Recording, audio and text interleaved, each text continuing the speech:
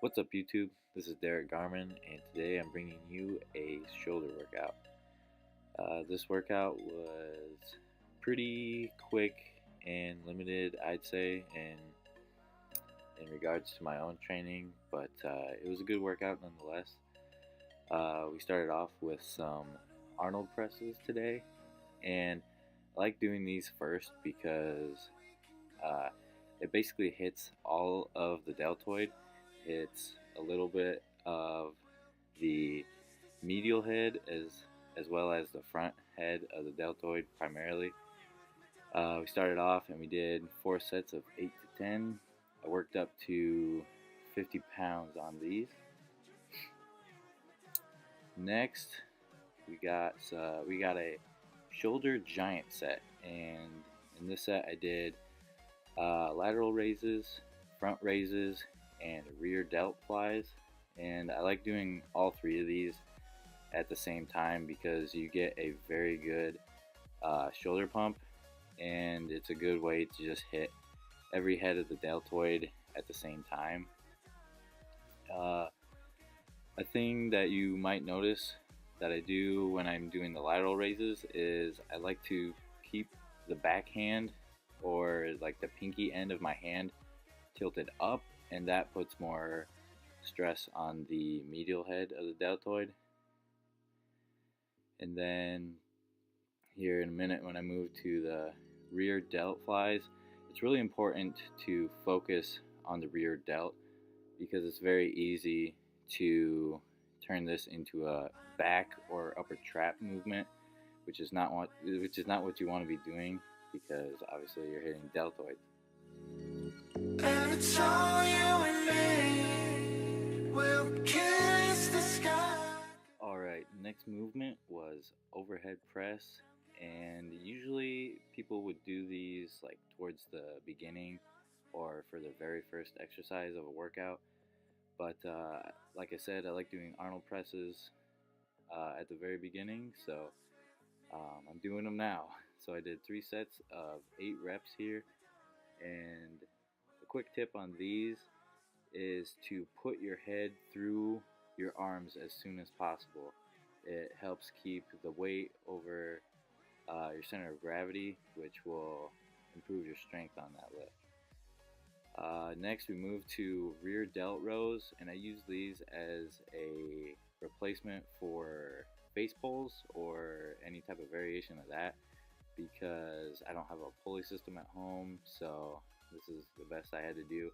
And the same thing on these as with the rear delt flies, is really focus on that rear deltoid to minimize the back involvement. Alright, next exercise was a superset with upright rows and rear delt flies. Here I did 4 sets of 10 to 15 on the upright row, and then I did 15 reps on the rear delt flies. You may be wondering why I'm doing a lot of rear delt work, and that's because, one, I don't have a pulley system to do face pulls or anything like that, so I'm just trying to really torch them with flies and rows to really make sure I can get some growth in the rear delts. They are often neglected by a lot of people that train and by a lot of upcoming bodybuilders, so it's always good to remember to hit those rear delts.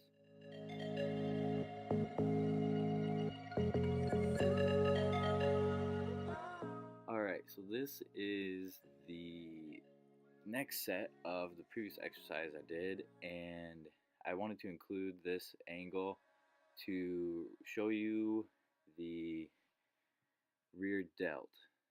And you'll notice at the top of each rep I'm really squeezing my upper traps and my rear delts, and that's to make this more of a rear delt exercise. Like I said, I'm trying to focus on the rear delts primarily in this workout because, like I said, I'm very limited on equipment.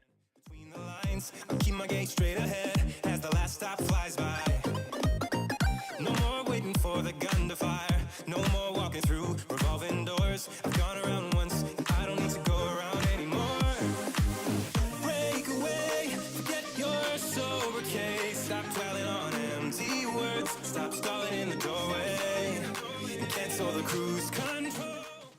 next exercise was barbell shrugs. And on these, I really don't like using a whole lot of weight.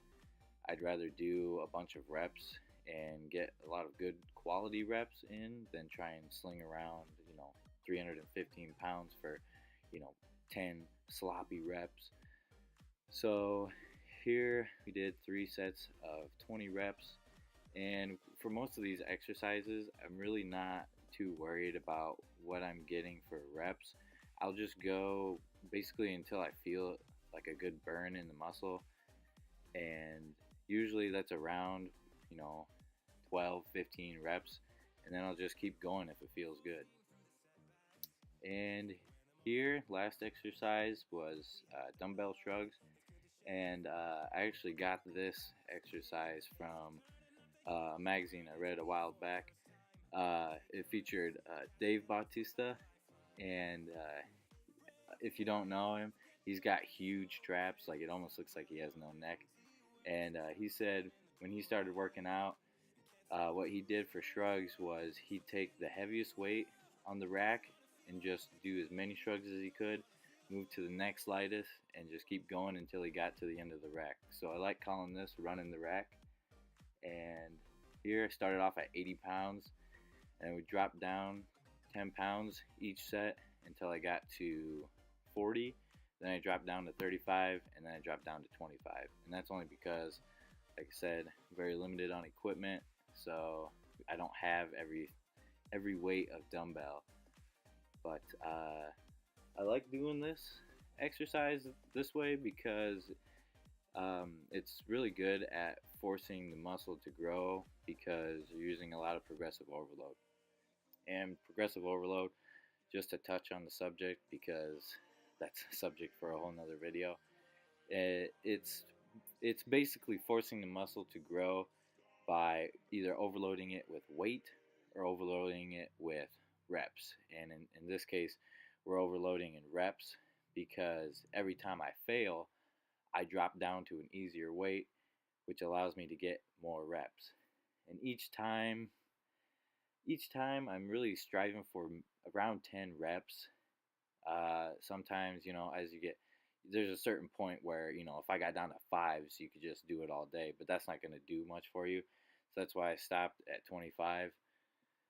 And for the next set on these, I would start at the bottom. So I'd start at 25, do as many as I can there, bump up to 35, and then 40, 50, 60, 70, and 80, and just go up to as many reps as I can, like the set before it. And that way, to me, I would say is almost harder because you start off and you're doing, 20 reps plus with these lighter weights, and then you're burned out by the time you get to the 80s, and it's almost hard to pick them up, and you can maybe bust out, 8 or 10 reps. So yeah, it's a really good way to build up muscle endurance, and it just really forces blood into the muscles by doing that many reps. I just like to thank you guys for watching, and I'll see you guys next time.